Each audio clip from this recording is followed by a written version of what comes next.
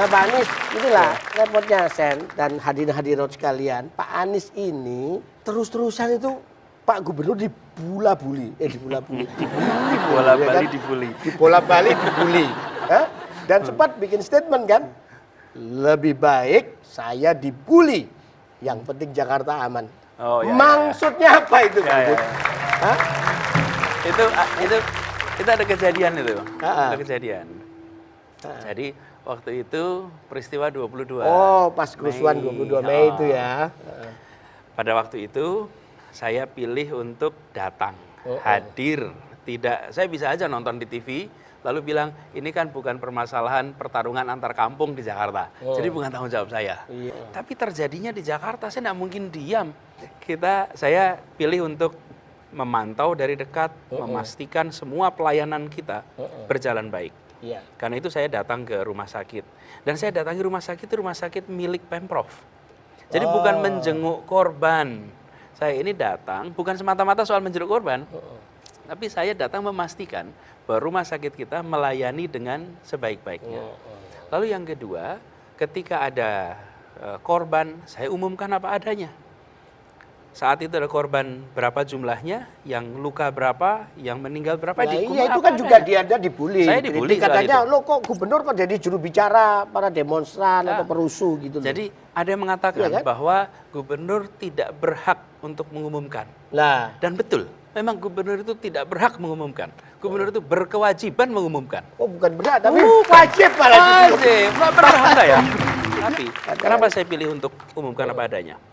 Pikiran saya adalah bagaimana mengisolir ini, jangan melebar. Dengan orang tahu apa yang sesungguhnya terjadi. Lalu sudah itu ada yang meninggal. Ada yang meninggal, saya datangi tempat kejadian, tempat meninggalnya. Di tempat rumah, di kampungnya.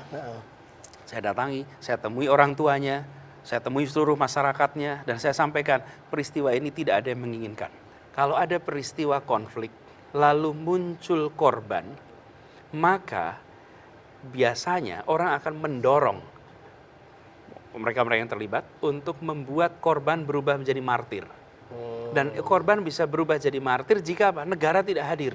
Saya memilih hadir, saya memilih melayat, bahkan saya ikut angkat kerandanya untuk meredam agar peristiwa ini tidak meluas.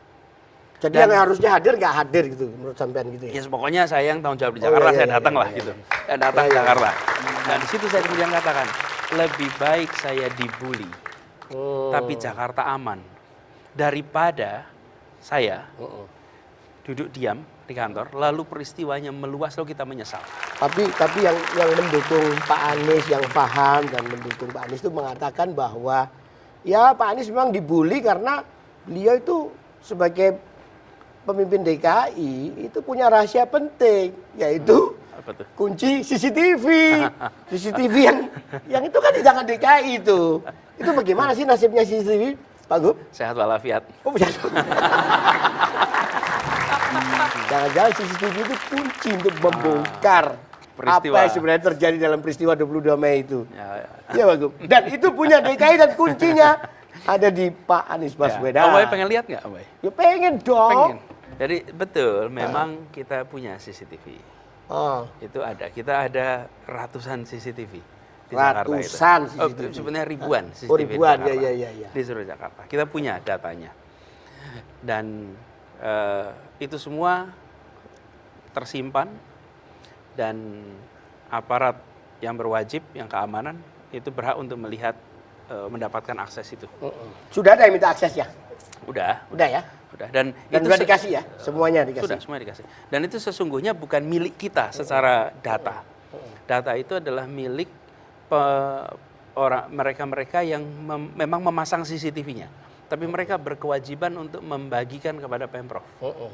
Jadi kalau ditanya kepemilikan, sebenarnya data itu bukan milik Pemprov DKI. Kira-kira kalau gini, kalau lihat objektifnya ya, saya lihat sebagian. Oh, udah lihat Pak Gub, udah lihat ya? Lihat. Oh, sampai dari awal sampai akhir. Sampai tamat. Khatam sudah. Sampai khatam. Ya Allah.